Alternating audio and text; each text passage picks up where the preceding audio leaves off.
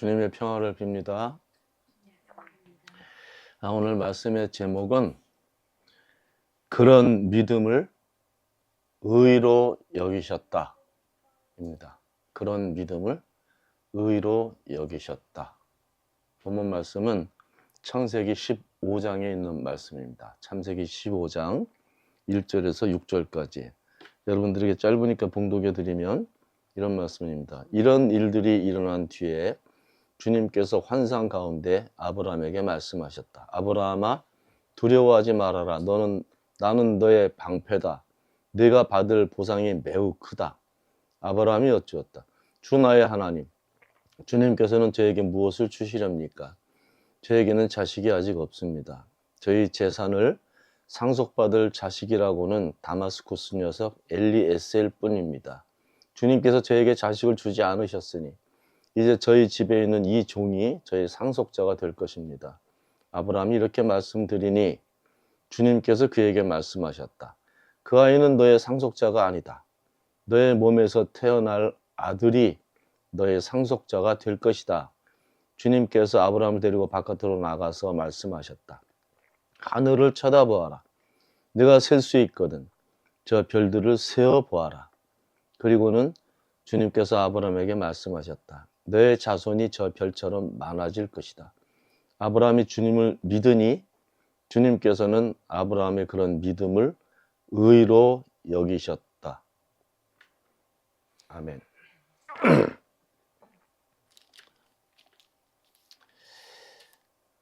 대부분 성서를 읽을 때 창세기를 읽기 시작하면 노아우스 나오기 전까지 8장까지 그 읽는 동안에 하나도 이해가 안 돼서 이 성서 읽는 것에 대해서 좀 거부감을 느끼게 됩니다. 누구나 다 그렇게 느껴. 8장부터는 그래도 좀 신비스러운 일들이 벌어지니까 노아 얘기도 나오고 홍수 얘기도 나오고 여러 가지 나오잖아요. 근데 어찌됐든 창세기 시작하면 누구나 다 아무것도 이해할 수가 없는 그런 내용들이 기록되어 있기 때문에 지금도 사실 그 부분에 대해서 명확하게 설명할 수 있는 사람은 아무도 없습니다. 아무도 없고, 왜냐하면 그 부분은 어디서 검증된 부분도 없고 언제 일인지도 모르고 누가 기록을 했어.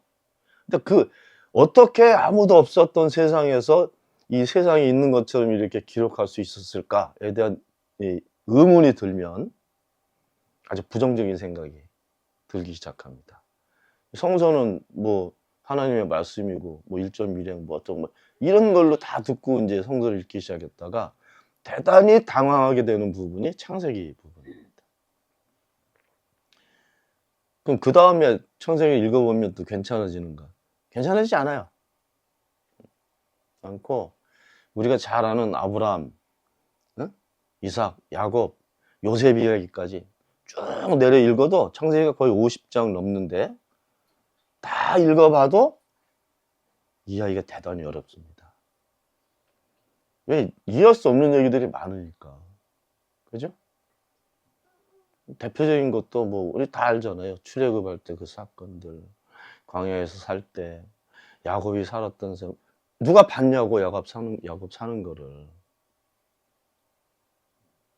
가족들은 몇 사람 봤겠지만은 꼭 이렇게 어떤 인물이 살아왔던 이런 삶의 모습을 누군가가 옆에서 이렇게 기록한 것처럼 그렇게 기록이 되어 있어요.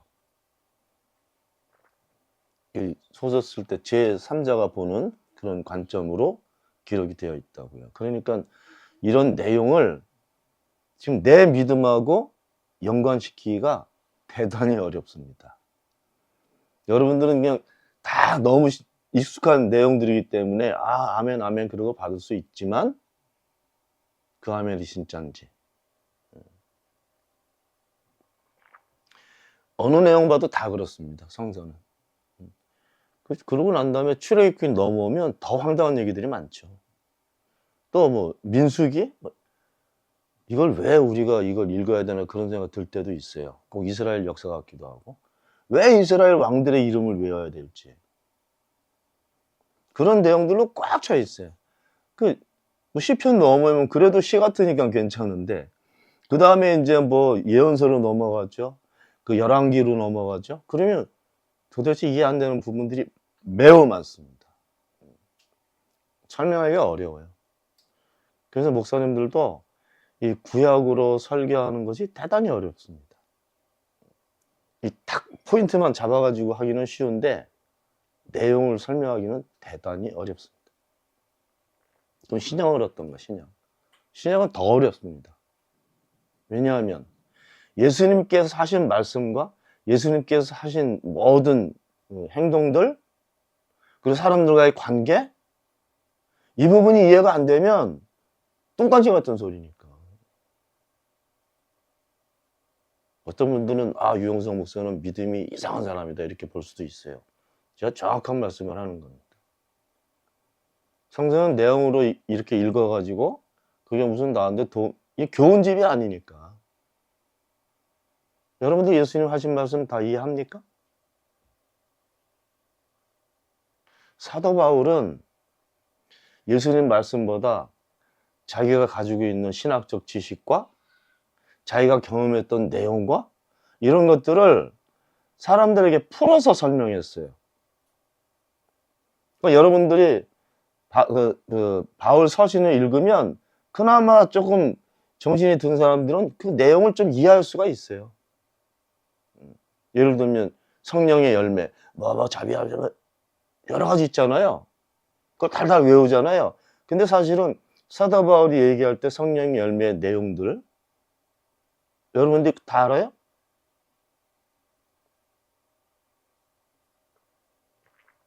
예수님께로 넘어오면 그 황금률, 산상보온, 여러분들 다 알아야 돼요? 그냥 목사님이 그거 가지고 설교하니까 그런가 보다 이렇게 듣지, 성서를 이해하고 읽는 분들은 대단히 적습니다. 다 힘들어요. 요한계시록 알아요, 여러분들? 그러니까 모르는 내용을 설명하니까 사람들이 설깃해가지고 들어왔다가 다 이단으로 빠져.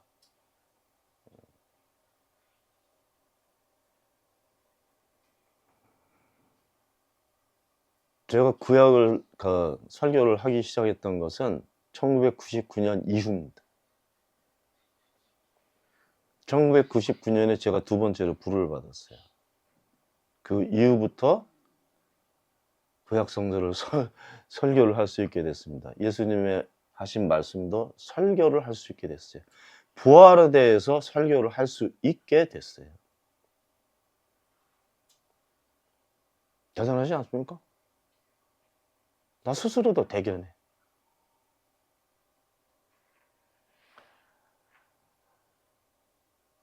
제가 82년에 처음 하나님을 만나고 그리고 지금까지 살았습니다. 교회 안에서. 89년에 그 목사고시를 패스해가지고 준목이 돼서 지금까지 목사로, 설교자로, 목회자로 살았습니다. 36년이나 살았어. 오래 살았어, 그죠? 목사로. 뭐 쯔바이 때 두 번째 직업도 있긴 해요. 지금 밥 먹고 살아야 되니까. 그렇지만 36년은 설교를 하며 살았습니다. 목회자로.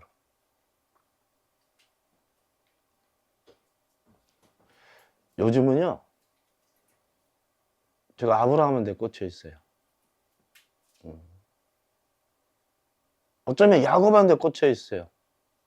어쩌면 이삭한테, 어쩌면 요셉한테, 어쩌면 모세한테.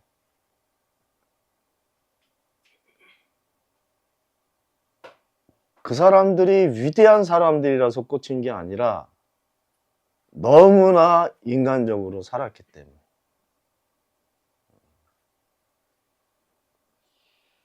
어쩌면 우리하고 똑같이, 어쩌면 평생 목회하고 사는 유영석 목사하고 똑같이 너무 인간적이야, 사는 모습이.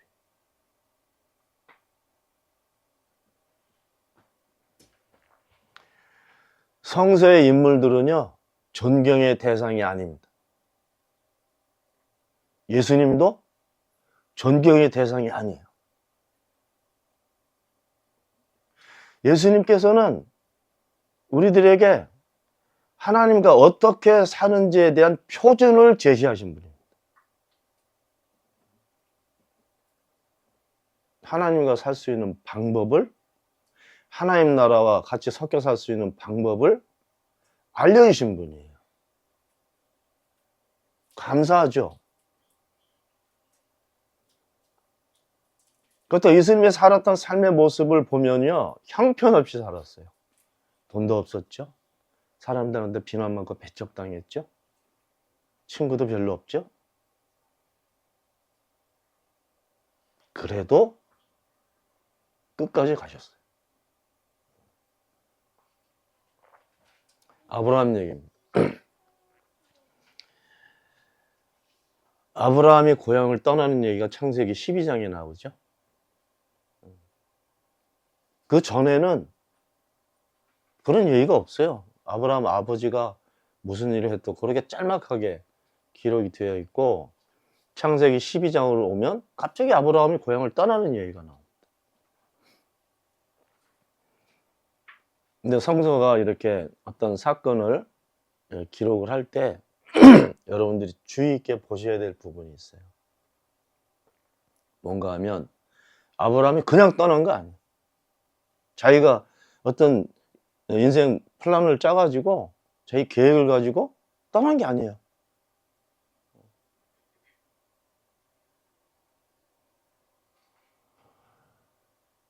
노아가 방주를 만들지 않습니까? 자기 계획으로 만든 게 아니에요.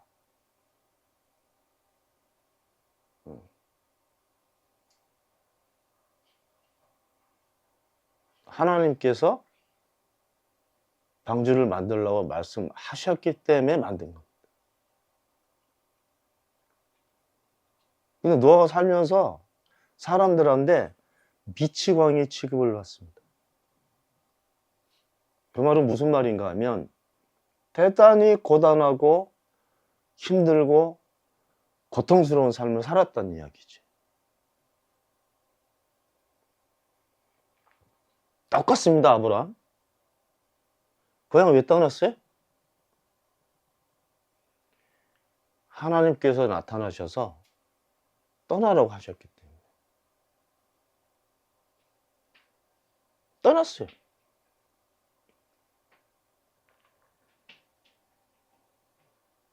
모세가 왜 이스라엘 지도자가 됐어요? 이 지도자라 그러면 이게 무슨 사람들이 뭐 높은 지위 먼저 생각하지만, 아니, 모세 같은 경우는요, 이스라엘 민족의 고통에, 어려움에, 불안에, 모든 삶의 어려운 문제들을 어깨에 짊어지는 지도자가 돼야 됐어요. 왕이 된 게 아니라고요. 왜? 하나님께서 그렇게 하라고 말씀하셨으니까. 이 예언자 중에 에레미야 있잖아요. 저하고도 관련이 아주 깊은 예언자인데, 에스겔도 마찬가지고요. 에레미야는 하나님께서 하시는 말씀을 사람들에게 전하거나 그런 일을 하기 싫어했어요. 왜? 얘기만 하면 사람들한테 공격받고 매맞고, 얘기만 하면 막 사람들이 죽이려고 그러고.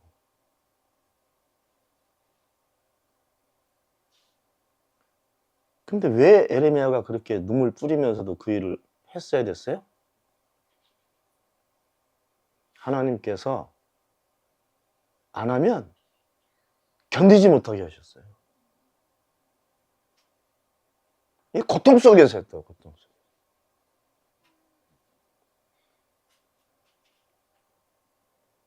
여러분들 좀 신기하지 않아요? 이 성서에 거론되고 있는 수많은 인물들을 여러분들이 잘 살펴보면 다 그래.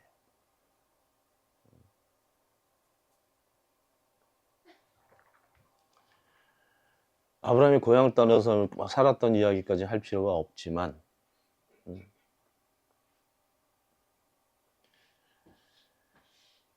아브라함하고 또 야곱하고 야곱은 자기가 도망갔잖아, 그죠? 하나님께서 떠나라 그렇게 한 게 아니라 자기가 도망갔어. 근데 도망가는 길에서 하나님을 만났어요.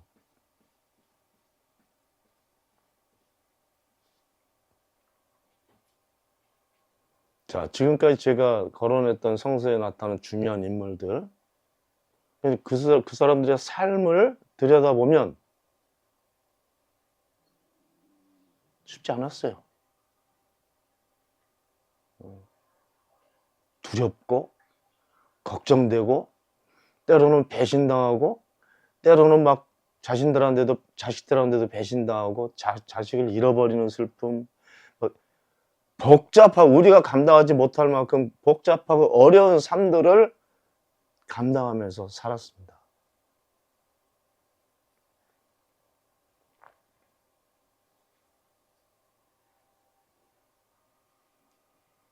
오늘도 하나님께서 창세기 15장에서 아브라함에게 나타나셨어요.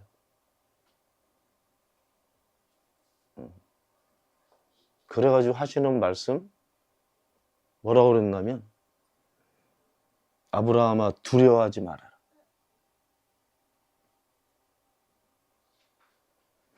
하나님께서 아브라함에게 나타나셨다고요. 그래가지고 처음 하신 말씀이 아브라함아 두려워하지 말아라. 지금 상황이 어떤 상황입니까? 아브라함이 두려워하고 있는 거예요. 걱정도 되겠지, 그죠? 왜냐하면 하나님께서 말씀하시기를 너는 네 자손이 굉장히 많아질 거야. 근데 20년 지나도 아이가 안 생겼어요. 나이는 막 100살 가까이 되는데 아기가 안 생겼어요. 그럼 여러분 같으면 어떻게 생각하겠어요? 75살부터 얘기 들었더니 20년 지나도 소식이 없어. 그럼 어떻게 할까요? 그 당시에는 이 가족에 자손이 없으면 그럼 망한 거예요, 망한 거. 그래서 지금도 여기 중동 사람들 그렇지만 그때는 자식을 많이 낳아야 돼. 야곱이 에집트로 들어갈 때 자손이 몇 명이었어요? 애들은 요셉은 없어졌으니까 11명 중에 11명이 낳은 야곱의 자손들이 요셉이 난 자손 빼고 68명. 자식이 11명이 그럼 몇 명씩 난 거예요? 거의 대여섯 명씩 난 거예요. 그땐 자손이 많아야 큰 가문이니까. 요셉 애들까지 합치면 70명. 에집트 생활을 시작할 때 70명입니다. 근데 아브라함은 자식이 없어. 그냥 걱정되지요. 두렵지요. 이러다 이제 우리 가문 망한다. 얼마나 불안하고 그렇게 살았을까. 1, 2년도 아니고. 근데 정말 이해하기 힘든 부분은 아브라함이 하나님을 만난 사람이에요. 오늘도 하나님께서 찾아오셨어요. 나타나셨어요. 그러고 하시는 말씀인데, 야, 너 두려워하지 마라. 이게 무슨 말입니까?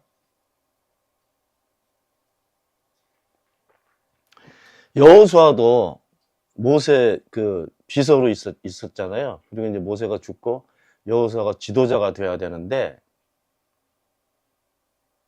두려운 거야. 왜? 모세가 했던 일을 어렸을 때 다 보고 살았어요. 그 쉽지 않다는 걸 알아요. 내가 저 일을 감당할 수 있을까?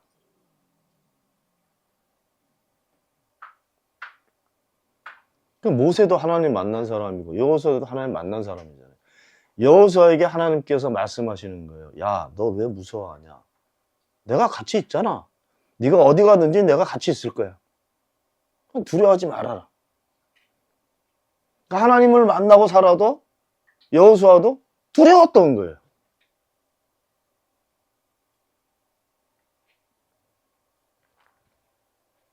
너무 인간적이지 않아요?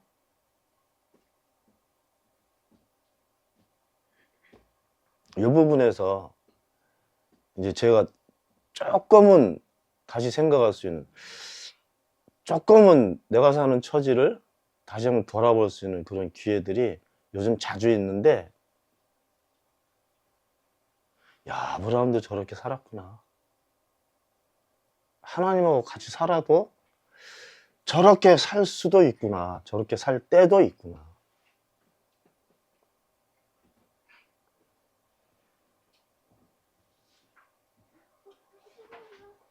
하나님의 사람으로 살아도 힘들 때 있어요. 두렵고 고통스럽고. 저도 목회 평생 룰루랄라 이렇게 지냈던 적이 거의 없어요.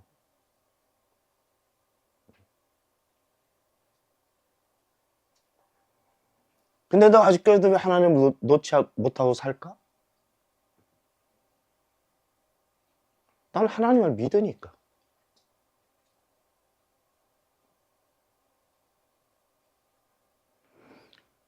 그건 어떻게 설명할 수는 없는 부분이 있어요. 그렇게 날 힘들게 살게 하셨으면 내가 하나님 포기할 수도 있다고요. 근데 순간순간 나타나셔. 넘기 어려운 산을 넘어가게 하셔. 인생의 고비가 얼마나 많겠어요. 내가 걸어가는 그 순간에는 그냥 보고 계셔. 근데 포기하고 싶을 때 있잖아요. 그때는 꿈으로 보이시던지 환상으로 보이시던지, 그래서 그 어려움을 넘어가는 과정을 보이셨어요. 이런 꿈도 있어요. 너무 많이 꿔가지고 너무 많이 그런 걸 꾸고 봐가지고 일일이 다 소개하기는 시간이 없지만,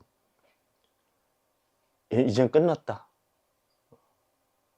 나는 교인들하고 싸우는데도 지쳤고, 맨날 열댓 명 데리고 뭐 하는 것도 지쳤고, 도울 게 일은 너무너무 많고, 진짜 이렇게 하다가 걸어가다가 쓰러질 것 같더라고.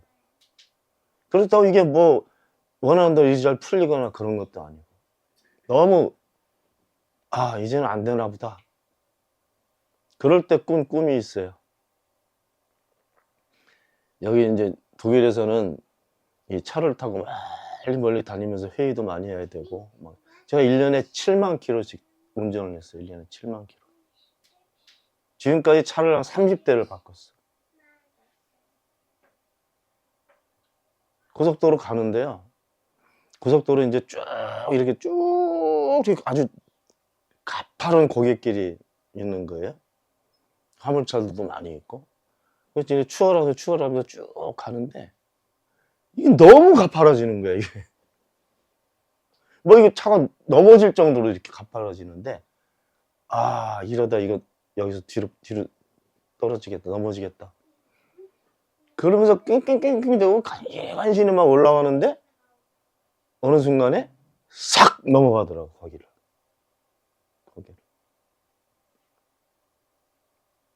그리고 또 고비를 넘기고 살았어요.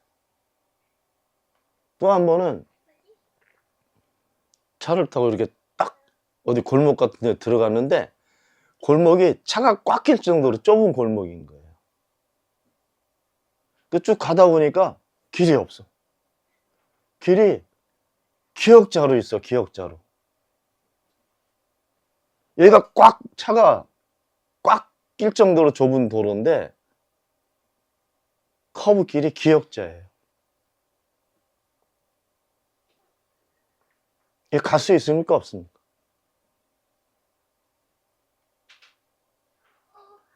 그 길을 꺾어서 나갔습니다. 희한하지, 그죠?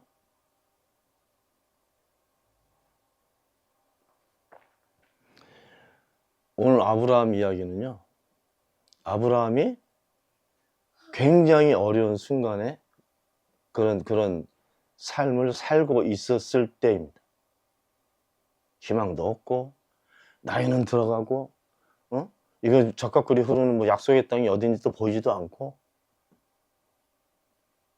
그렇게 절망하고 두려워하고 낙심하고 있을 때 하나님께서 찾아오신 거예요. 하나님하고 대화를 해요. 하나님께서 뭐라고 그러시냐면, 야, 너 두려워하지 마라. 나는 너의 방패다.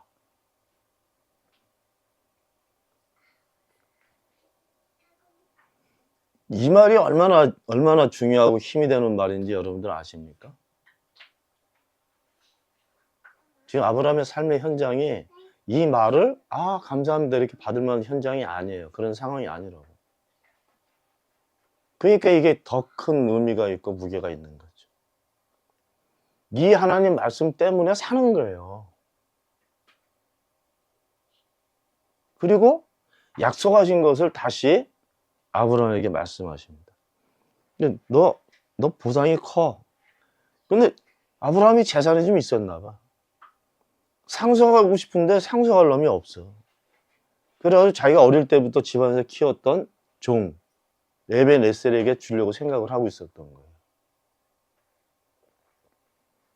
알아요. 하나님 그 말씀 알겠습니다. 난 뭐 자손이 없으니까 내가 상속 이놈한테 할 거예요. 그거밖에 방법이 없지 않습니까? 이런 거죠. 내용상. 그랬더니 4절, 15장, 창세기 15장 4절 주님께서 그에게 말씀하셨다. 그 아이는 너의 상속자가 아니다. 너의 몸에서 태어날 아들이 너의 상속자가 될 것이다. 그러고 나서 5절에서 똑같은 말씀을 또 와서 예전에 하셨던 말씀, 창세기 12장에서 20년 전에 하셨던 말씀을 똑같이 하십니다. 주님께서 아브라함을 데리고 바깥으로 나가서 말씀하셨다. 하늘을 쳐다보아라. 내가 셀 수 있거든 저 별들을 세어보아라. 그리고는 주님께서 아브라함에게 말씀하셨다. 너의 자손이 저 별처럼 많아질 것이다.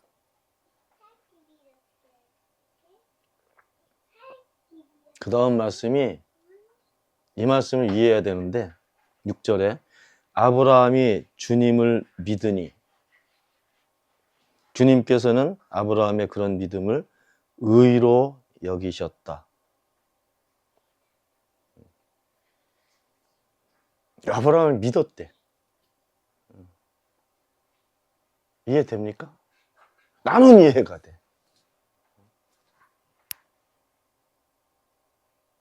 내가 하나님을 믿지 않았으면 오늘 설교 못합니다. 그리고 지금까지 설교로 삼지도 않고 나 포기하고 떠났을 거예요. 안 하려고 그랬을 거예요.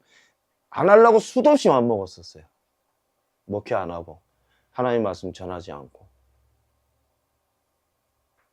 근데 안 돼, 그게. 왜냐하면 하나님 살아계시다는 것을 알고 있고 믿고 있고 하나님께서 하시는 일을 보고 있고 그리고 나한테 하신 일도 많고 우리 교회 안에서 하신 일도 많고 이걸 부정할 수 없는 일들이 수도 없이 많다고. 그러니까 지금 순간이 아브라함처럼 내가 두려움이 있고 힘들고 벅차고 불안하고 이런 상황이 있다 해도 하나님은 안 믿을 수가 없어요.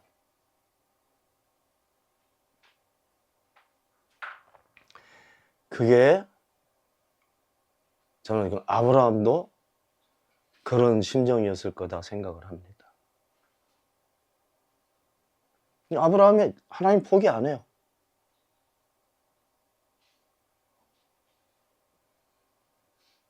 저도 포기할 수가 없지.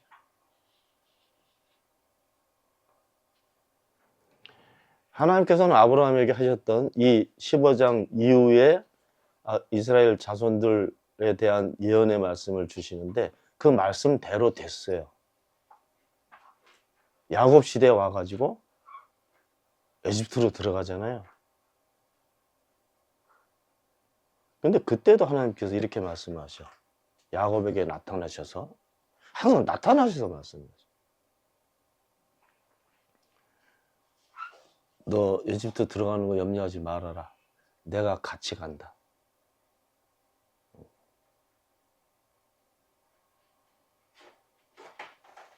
희한하지, 그죠? 사람들이 가장 힘들고 가장 위기 상황이 되고 가장 두렵고 그럴 때, 말하자면 다른 말로 하면 도저히 넘어가지 못할 것 같은 인생의 위기가 오거나 어려운 상황이 왔을 때 나타나셔서 말씀하셨어요.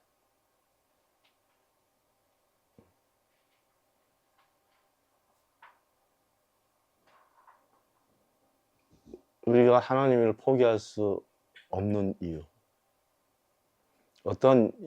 어떠한 생의 상황에 처하더라도 하나님을 포기하지 않는 것.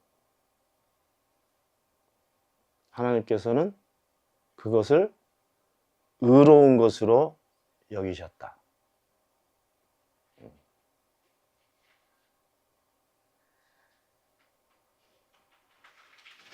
하나님께서 하나님을 포기하지 않고 사는 여러분들을 의롭다 이렇게 인정해 주시기를 바랍니다. 기도합시다. 하나님의 계획으로 저희들이 삽니다. 때론 고달프고 험한 나그네 같은 인생길을 살아도 하나님께서 같이 계시는 것을 믿습니다. 같이 계시고 같이 가실 것을 믿습니다.